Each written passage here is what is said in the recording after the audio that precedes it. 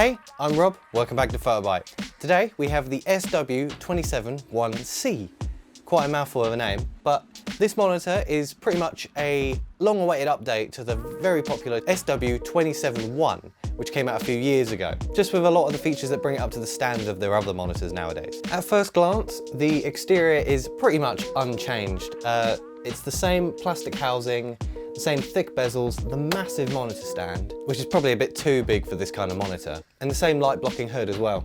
What is slightly different from the last model, however, is now they have the Gen 2 version of the hotkey puck, which has a bunch of improvements to make navigating and switching between profiles that much easier.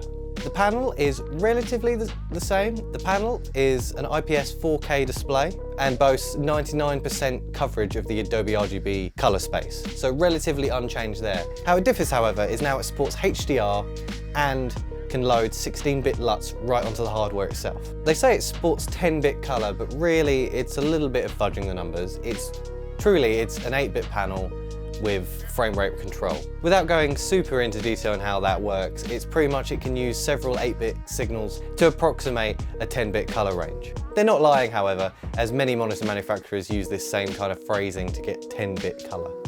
In the box, you get a USB-C cable, which now on the display itself can output 60 watts. So if you're running one of those new MacBooks or an Ultrabook or something, you can just plug in one cable, power your laptop, and run the display off it as well. Other than that, you get a HDMI cable, a USB hub cable, so you can connect to the USB hub in the screen itself. The hub is relatively unchanged from the last model, except they've gone from USB 3.0 to 3.1, so you get a bit more extra speed there. Other than that, you get a DisplayPort cable, but it's just mini DisplayPort to DisplayPort, which is fine for my 15-inch MacBook Pro here, but not a lot of laptops and computers are shipping with mini DisplayPort anymore. It's great for having the support for Mac devices, I guess, but really when I want to hook up my big computer to it, I need a full-size DisplayPort cable, so I have to supply my own. Now we have an i1 display color calibrator here that we use to check the monitor, and I was able to get 99% of the Adobe RGB coverage, and the uniformity across the whole screen is very, very good. But don't worry, if you don't have access to a color calibrator like we do, the screens do come calibrated out of the factory, and they even supply a handy-dandy report, shows you exactly how accurate your display is. However, if you are going to be running this monitor for a while, it is worth calibrating it at least every now and then, as no matter what display you buy, the colors do slowly drift over time. So it's just a good rule of thumb to at least rent a calibrator or borrow a calibrator and calibrate it every now and then. Speaking of calibration, calibration is always great on these monitors because now you can load the calibration onto the monitor itself. That allows you to not have any bloatware apps running in the background on your computer and have a much higher level of accuracy. As I said earlier, it can support up to 16-bit LUTs on the panel itself. And if you work in a load of different color spaces, the hotkey puck is an excellent way of switching between several different color modes at a single click. And if you want to go through more than the 3 hotkeys here, you can easily use the scroll wheel to scroll through a bunch on the display itself. Now they say it supports HDR, and where that is kind of true, the panel itself is only 300 nits brightness, so you won't really be able to get a full HDR experience out of the screen. But if you needed to view and test HDR content at a pinch, it should load the content fine, but I wouldn't be doing any HDR color grading, for example. Now we say it supports 99% of the Adobe RGB coverage, but it only supports 90% of DCI P3. But BenQ says this is so they can achieve a better uniformity across the entire screen.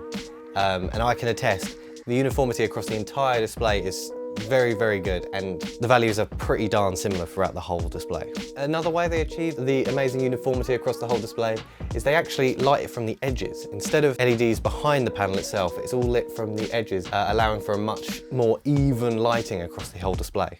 And of course, when you're calibrating, you can use a plethora of third-party devices. BenQ supports, from what I can see, pretty much every popular calibrator on the market, either with their software or you can use third-party software as well.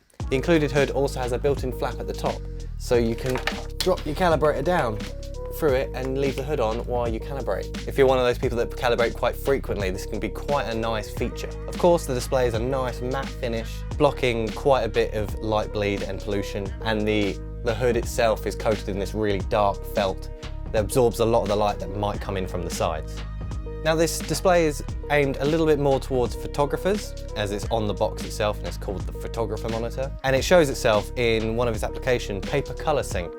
Paper Color Sync allows the screen to emulate different printers and different papers, so you can see how your images are going to look when they're printed, to save you a bit more time printing out several versions until you find the one you like. That does not, however, mean it's a bad monitor for video, however. The display supports a plethora of different frame rates, so you can switch between editing in 24p, 25, 30, 48. The screen will adapt to those frame rates to allow for any issues that might occur running a higher refresh rate than the footage you're editing. Also, if you don't want to boot up your computer to check your photos, there is an SD card slot in the side of the screen, so you can plug in an SD card and just view your photos directly on the monitor itself without any intervention from a computer, which might be handy for some people, but I don't see myself using it. If you're running a Mac, BenQ monitors always seem to be pretty good at supporting Mac. One thing I noticed with my 2015 MacBook Pro in particular is that out of the HDMI port, I cannot do 4K 60p. However, on this monitor, it is able to do it. It just depends on how well the integration is inside the monitors itself. BenQ always seems to be very good about this. Apple Mac users like their monitors and they try and suit the monitors to work with them. So much so, they even supply a color calibration on the monitor itself to match it as closely to a MacBook screen as possible. That being said, it does work completely fine with Windows as well, especially when you're trying to output a full 10-bit signal. Overall, this new update to their 27-inch model was long coming. One of the biggest selling points of the older model of this was the price. It was only around about £1,000, which was very competitive in the market at that time. But they've chucked a couple £100 more on top for this one, which makes it a little bit less of a great deal, but it's still quite cheap when comparing to a lot of the really high-end color grading monitors on the market, as this thing isn't far off. But yeah, the build quality, unchanged. If you liked how the last one was, you won't be surprised to find this one meets your needs exactly the same. I keep saying it, I would like to see BenQ or these kind of monitors start to modernize themselves a little bit and start shrinking the bezels a bit, as they're so big on these screens and are looking a bit outdated. I understand maybe it's to do with the mounting mechanism for the hood. Maybe a new hood is in order as well, as this can be a little bit fiddly to put together as it's in a bunch of different parts. The accuracy of the screen itself, I cannot complain. It is exactly as advertised and perfectly uniform. Great for photo and video editing. Now with these color accurate displays, the response times might not be very ideal, as that's not their intended use. If you're working with really fast-paced content, or if you want to do a bit of gaming, which I don't really recommend on these kind of monitors anyway, you might notice a bit of smearing and a bit of ghosting on very fast-paced movement. As I said, that's not really the intended use for these monitors anyway.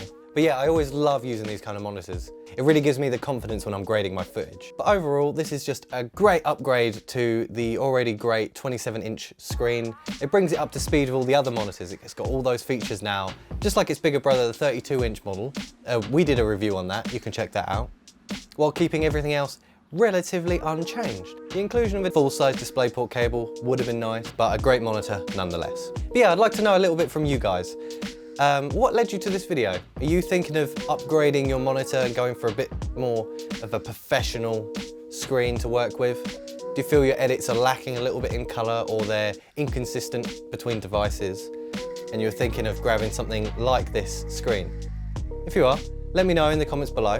Let me know your thoughts on this monitor specifically, or any other monitors you might have been thinking of. It's always interesting to see what exactly brought you guys here and exactly why. But yeah, I've been Rob, this has been PhotoBite. Don't forget to like, comment and subscribe. And if you want to see more of these videos, hit the bell as well, as that will notify you whenever a new video goes live. And I'll see you next time. Bye bye.